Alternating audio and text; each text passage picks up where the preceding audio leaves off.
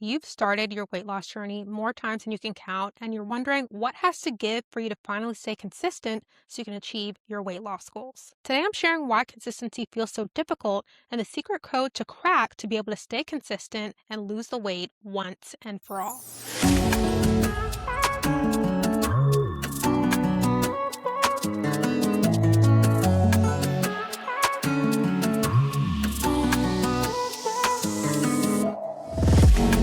Welcome to the Fit and Fulfilled Show. If you're a busy professional woman who wants to finally prioritize your health and happiness, this is the place to be.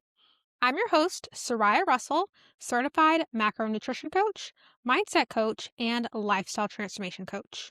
And each week, I share practical strategies to help you build sustainable habits, boost your energy, become obsessed with what you see when you look in the mirror, and feel confident and strong in your body, all without feeling stressed, burned out, or guilty. Let's dive in. So, this topic really hits home for me because when I first started my weight loss journey, my biggest issue was consistency. I'd always find the perfect meal plan, the perfect diet, the perfect workout program, but I could never stay consistent for more than a week at a time because I was always doing things that were super extreme and strict, and I just couldn't take it anymore. So, when I finally cracked the code to losing weight in a way that really became my lifestyle, it changed my life, it changed my body, it's helped hundreds of my clients do the same, and I'm excited to share the strategy with you today. So, first, let's talk about why consistency feels so hard. The first is that you're probably relying on motivation, but motivation is not reliable. Motivation is an emotion, it comes and goes, it doesn't stay for long periods of time. And so, when you're relying on emotion, that's why you are really great sometimes and really not so great other times, because emotions come and go. And so the issue is you think, well, I just need to be more motivated, when really you need to lock into something that's not an emotion that'll help you stay consistent regardless of whether you're feeling motivated, happy, sad, defeated. You'll still keep going because you're relying on something that's not an emotion. And we're going to talk about that in a little bit. The second thing keeping you stuck and not helping you stay consistent is because your brain prefers consistent habits. So it's interesting because you struggle with consistency, but you're very consistent with other things in your life that are comfortable for you. So you may be consistent with, say, eating Chick-fil-A every weekend, right? You might be consistent with going out to eat every weekend. You might be consistent going to work, getting things done at work. So those are habits that you're already comfortable with. And so some other habits you might be comfortable and consistent with that aren't serving you are you might be used to sitting down all day and not getting your steps in. Because that's been your reality for a long time, that's what you're consistent with because it's something that's safe to your brain. It's familiar to your brain. So if you're trying to make new consistent habits, those habits often are things that are opposite from the things you're currently consistent with. So say you're currently very sedentary, you sit down a lot. If the habit you're trying to form is being more active, that's going to be harder because it basically is the opposite to what you're already familiar with. So if you're struggling with consistency, it's not that something's wrong with you, it's that you have a pattern that your brain is used to. So we just have to break that pattern and create a new one that becomes your new normal. Another thing I see a lot of women struggle with is their all or nothing mentality. It's either you are on top of your diet and eating 100%, you're on top of your workouts 100%, or you're winging it, you're eating fast food, you're barely eating throughout the day and then snacking at night. There's no grace or middle ground for something more so in between. And so when you have this all or nothing mindset, it's almost impossible to stay consistent because consistency doesn't equal perfection. Consistency means over time, I'm relatively following these habits. But if you think the only way to achieve something is doing it 100%, you'll never reach consistency because no one can do something 100% every single day, every single hour, every single minute. Another thing that I resonate with, and a lot of my clients resonate with too, is restriction makes consistency almost impossible. So if you're like, well, I just can't stay consistent with anything I do, but all the things you've done are things that don't allow you to have carbs, tell you that you can't eat out, tell you that you can't have any sweets. Well, no wonder you can't stay consistent with it because those are things you enjoy and they're part of enjoying life. You don't have to cut out really anything to be consistent or be successful with weight loss and even your health.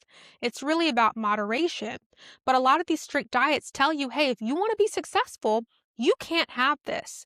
And so that mindset makes you feel like, well, if I have it even once, even a little bit, I'm not successful, I'm a failure, and that kind of helps you or that makes you drop off with consistency. Another thing I see that's not talked about, that's a pattern a lot of women fall into, is kind of the fear of success and kind of going back into old behaviors. So, what I see with a lot of women who actually start losing weight and getting close to their goal, they start having this brain shift where they start getting comfortable. Like, oh, I've achieved all this, I've lost all this weight. Maybe I can have a little bit of extra food here. Maybe I can, slack off on my workouts here.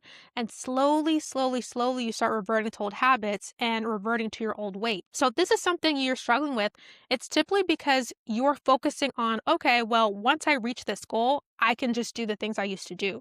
That's not the right mindset to have. When you achieve your weight loss goals, however you lose the weight is how you should be able to maintain it. So if you do keto, but you're thinking after I finish keto, I'm going to go back to eating carbs again, you can eat carbs and maintain weight. But what's probably going to happen is you're going to overdo it on the carbs and regain the weight.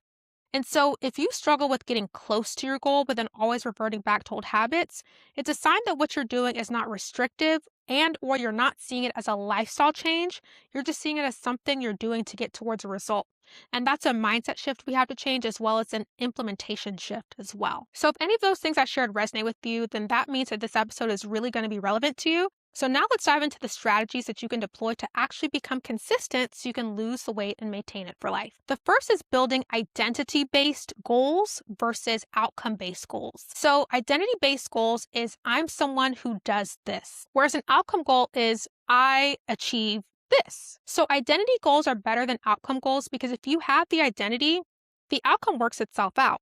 But if you're only focused on the outcome, you can achieve it, but you're not going to maintain it. It's kind of like if you say like, I'm going to lose 20 pounds, but you're not the person who can maintain consistent habits, you'll lose the 20 pounds just doing whatever you can to get there. But because you're not the person who can maintain those habits, you're going to gain the weight back. That's why I'm big on identity-based habits instead. So instead of saying, I want to lose 20 pounds, you want to say things like, I want to become the woman who prioritizes her health, who prioritizes movement, who prioritizes fueling my body. Because when that becomes the goal and the identity becomes the goal, the weight loss takes care of itself. You're able to maintain the weight. Why? Because you are a woman who prioritizes health, nutrition, and fitness. And you want to use something called affirmations to help solidify this. So something I've been doing for years now and my clients do is every morning when I wake up, I write down basically affirmations for myself. So these are things that I want to achieve in the future that I'm saying and writing down as if I've already achieved them now. Some examples are, I'm so happy to be a woman who prioritizes my health. I'm so happy and grateful to be someone who enjoys movement. I'm so happy and grateful to feel good and sexy in my body. I'm so happy and grateful to fit into a size 6, whatever that looks like.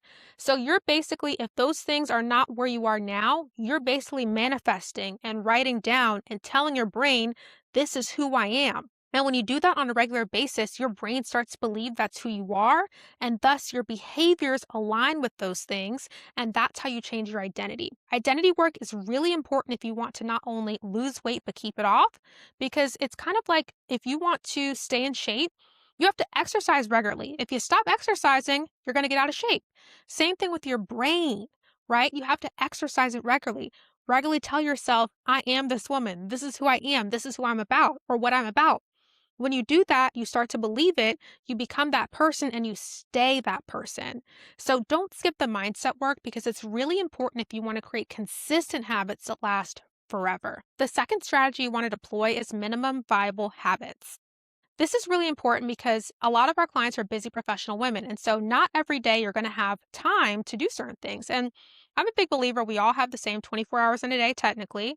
But if you have kids, if you have a busy career, if you're married, whatever it is, you probably don't have as much time as someone who's single with not as busy of a job and no kids. On top of that, some days you're going to have more going on than other days where you really might not have a lot of time for yourself. So when this happens, if you think I'm only successful if I do everything I said I was going to do, which is walking 10,000 steps a day, doing my workout, prepping all this food, then you could feel like a failure some days. But when you have minimum viable habits, you're basically saying, hey, here's the minimum I'm going to do even on my craziest days.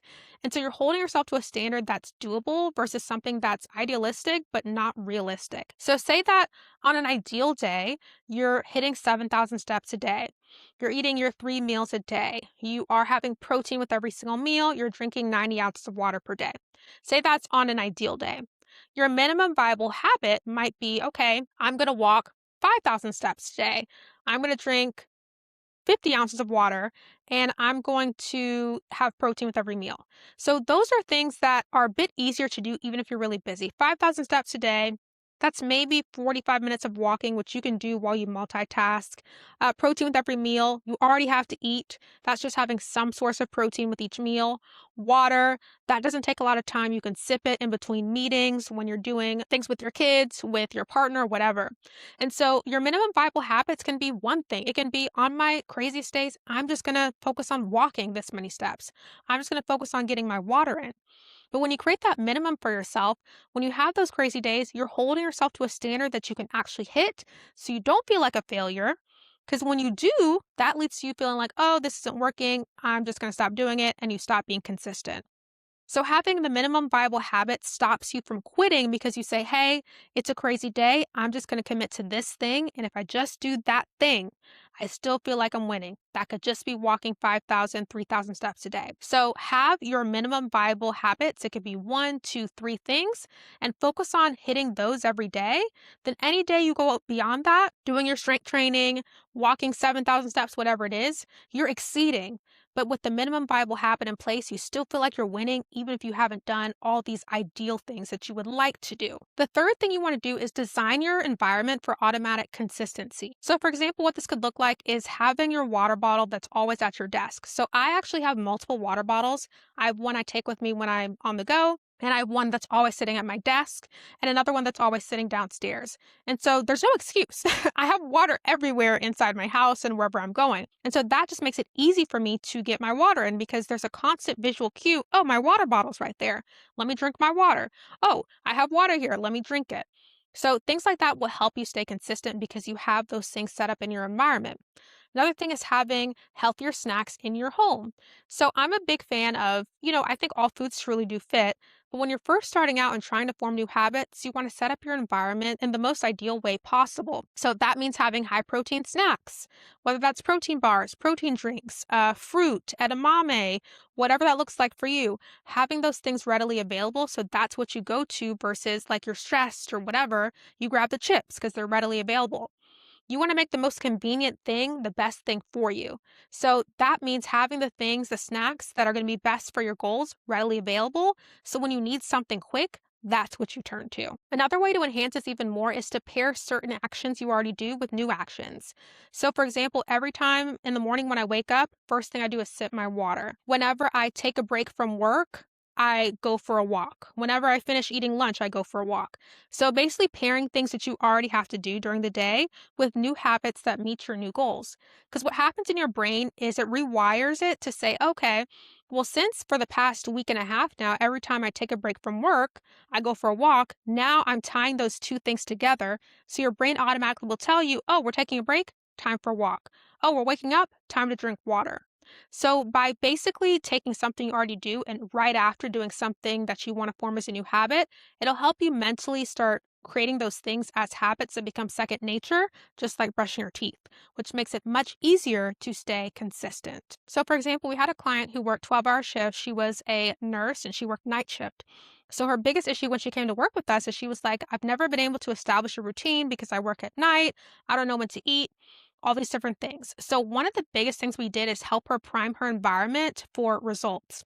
And so the first thing we did is we figured out when's the best time for her to do her exercises, and she preferred to do it right before her shift. So what she would do is when she would come home from her shift in the morning, before she actually went to bed, she would put out her gym clothes on her dresser. And so when she woke up before she went in for her shift, those clothes would be there. She's like, okay, great. It's time for me to get my 30, 45-minute workout in before my shift. She also would have water that she would have at her nightstand that she put there before she went to bed as well. So in the morning, or not her morning, but in the evening, but for her starting her day, she would grab her water, sip it when she first woke up. She would go downstairs in her living room and work out from home. Then she would start getting ready for work. She'd have healthy snacks on hand that she'd bring into work with her. Go into her shift. Not only was she more productive during her shift, she had more energy. She was wanting to get more steps in during her shift. And when she came home, she was like, okay, I actually don't feel as tired as I did before. And so the cycle continued. And so simple things like changing your environment and optimizing it for results makes a big difference. This specific client, worked night shift and she did not believe she could lose weight because her schedule was different than, 9 to 5ers. She ended up losing 27 pounds working 12-hour night shifts simply by just changing her environment and things she could control that aligned with her schedule. So, consistency is not about having the perfect life, the perfect schedule. It's about designing your environment and your mindset to be optimized for results. The next strategy is the all foods fit approach to weight loss. Many times, the things that kill consistency is the thought that I can't have this, that, or the third, but those are things you actually enjoy. So you do it for a little while in the sake or in the name of losing this weight and feeling good for the summer, fitting into these clothes. But then when that food's presented to you or when you have a stressful day, what do? You eat it because it's what you really want. And so we need to have a different approach around food and not thinking, I can't have these things, but I can have them, but in moderation. It can fit into a balanced diet. So, for example, say that you really enjoy pasta. There's nothing wrong with pasta. All you have to do is balance it with the other nutrients that'll keep you full and satisfied. So, for example, I love spaghetti. So, what I do now is I'll make spaghetti. I'll usually use whole wheat pasta. I'll have ground turkey. You can have ground beef if you want to, but I actually like the taste of ground turkey. I'll have spaghetti sauce and then I'll have a side salad. So now I'm still having my pasta, but I'm having a leaner cut of protein, which is the turkey. I'm having salad, which is going to give me those vegetables. And instead of like me having a plate of spaghetti that's like all spaghetti and then a lot of sauce and a bit of protein and no vegetables, now I have a bit better balance where I'm having more vegetables, more protein, and still having the pasta, but just not a whole big, like 2 times serving. And so this is the approach you have to have when it comes to weight loss and implementing all the foods that you like. It can fit, but sometimes you just have to rebalance your plate so that you're still including other nutrients that'll help you achieve your goals. The mindset you want to have is 80% whole foods, 20% anything else. So that can look like, for example, for breakfast, I might have avocado toast with yogurt and some eggs. For lunch, I might have a turkey sandwich. For dinner, I might have the spaghetti. And then for dessert, I might have one cookie. I might have some chocolate. I might have whatever it is because I really like sweets. So 80% of the day, I'm having a lot of whole foods, a lot of nutrient dense foods. But guess what? I'm still having my sweet treat. And so if you have that mindset, whereas consistency is like 80%, then you still get to include everything that you like, right? But without going overboard and not feeling restricted. So having that balance is really the key to consistency, not trying to eat clean or whole foods all the time. Most people, it's very, very hard to do that. And it's just not very fun, if I'm being honest. The next strategy you want to deploy is tracking habits, not just results. And this actually is really helpful for our clients. So in our coaching program, we have something called the Project S Habit Tracker, where our clients can write down the habits they want to focus on each week. Then as the week goes on, they check off each day, did I do it or did I not? So some people like weigh themselves every day or track the weight every week, but that's not what our clients do. They track their habits each week and then once a month they check their weight. The reason this works so well is because when you track your habits, you can see, okay, what habits am I consistent with and which ones am I not, and work on improving that. When you work on improving that, the weight takes care of itself. The habits lead to the weight loss, not the other way around. So if you're only tracking your weight loss but not your habits and the scale is not moving or your measurements are not going down, you're frustrated, you probably give up, and that's what leads to a lack of consistency, but you don't have the data from the habits to say, okay, why am I not seeing results? And also, if you want to maintain your results, the habits are things that are going to allow you to do that. So track habits and then track results too, but just not as frequently. So say the habits you want to focus on are getting in more protein, sleeping more, eating like balanced meals, things like that.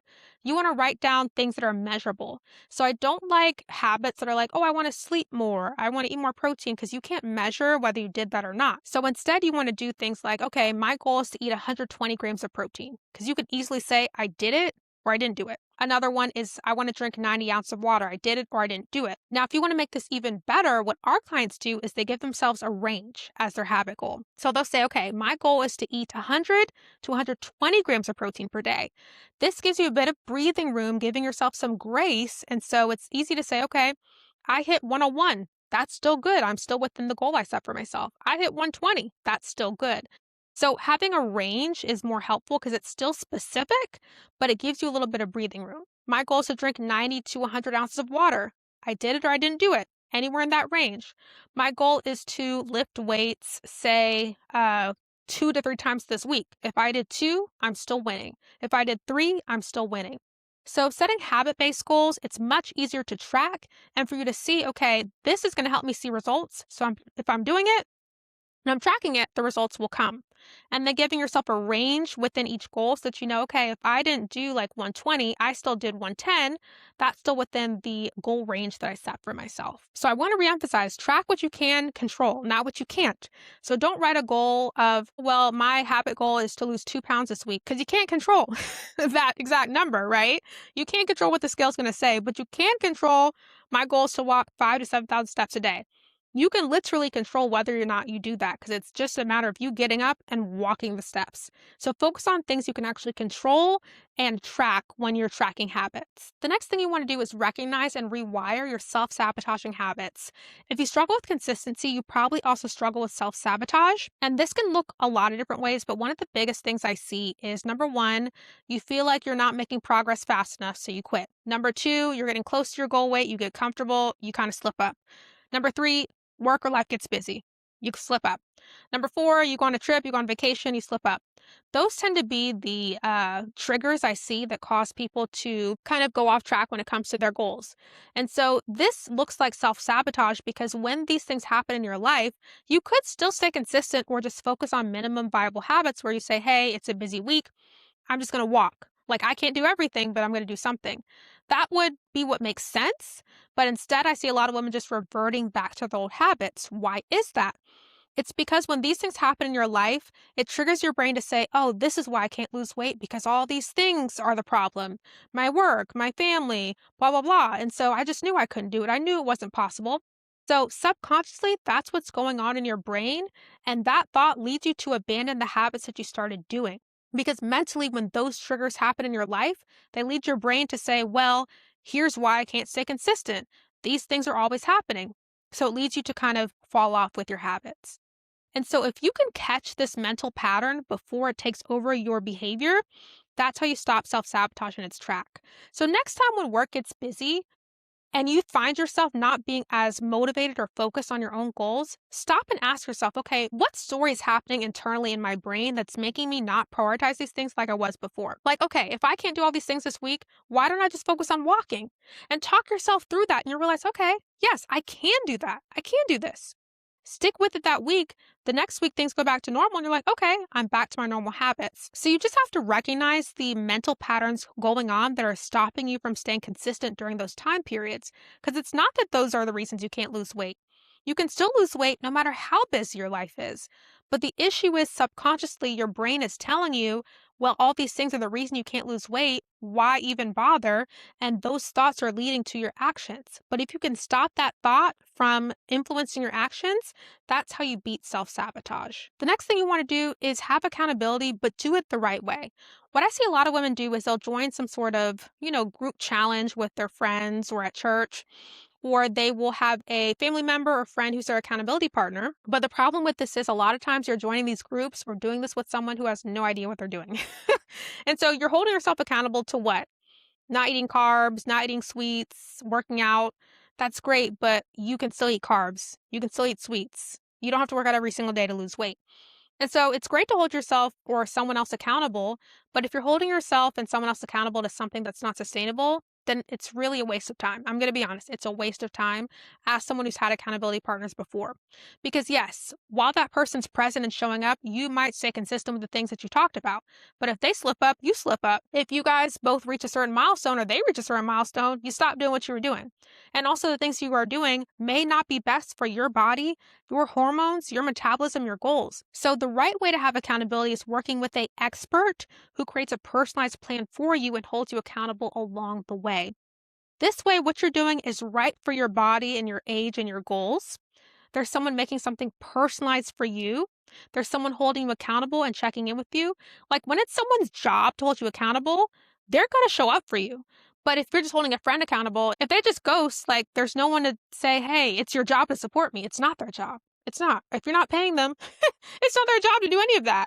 So when you actually pay someone and invest in help for someone to hold you accountable, they're going to show up for you. versus friends or family or whatever. They can just do whatever they want. If they want to stop showing up for themselves, there's no one there to tell them what to do.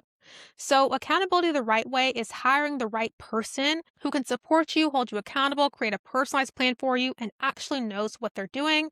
And if that's what you're looking for, I definitely recommend applying for our coaching program because we got you covered with a therapist, a fitness coach, and a nutrition coach all in one program. So, here are some common mistakes to avoid when you're trying to create consistent habits. The first is relying on motivation and not systems. Motivation is a fleeting feeling, it comes and goes. Some weeks you're going to feel motivated, other weeks you're not. So, we have to rely on systems that we put in place that allow us to stay consistent no matter how motivated we are or are not. The second mistake I see is waiting till you feel ready. You're never going to feel ready because you're comfortable in your current reality. You may not be comfortable in your body, but you're comfortable with your current habits, whether that's being sedentary, not exercising, winging it with food, not meal planning. And so you're never going to feel ready until it's too late when you get to a point where you're like, I'm disgusted with myself. I have irreversible health conditions. That's not the type of ready you want to be. You have to be proactive instead of being reactive. And so there's no wait until you're ready. You're ready right now. You were ready yesterday. You were ready 5, 10 years ago. So take the action and stop procrastinating and stop putting it off. Because when you put it off, things just get worse. The third mistake is trying to be consistent with a million things at once.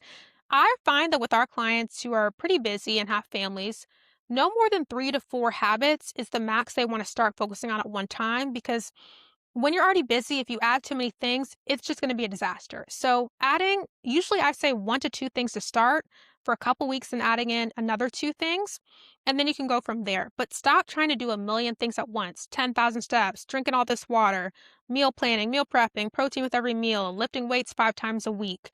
It's too much. Start slow, start steady, and that's what will be sustainable long term. Remember that consistency is not perfection. It's you being about 80% consistent over time. Some weeks that's 40%, other weeks that's 90%, other weeks that's 75%. That's what consistency looks like, and that's what leads to you achieving and maintaining your weight loss goals. So, thank you so much for tuning in to the Fit and Fulfilled show today. Hope you walked away with practical strategies that you can start using to create consistent habits and feel more fulfilled in your personal and professional life.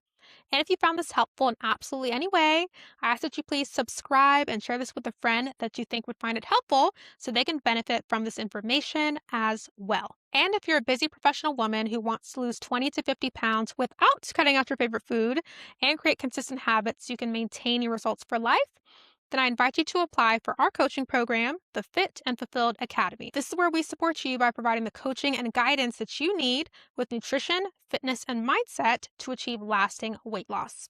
All the details are down below. Next week, we're diving into a brand new topic that you're not going to want to miss. But until then, remember, you deserve to feel as confident in your body as you do in your career. Take care.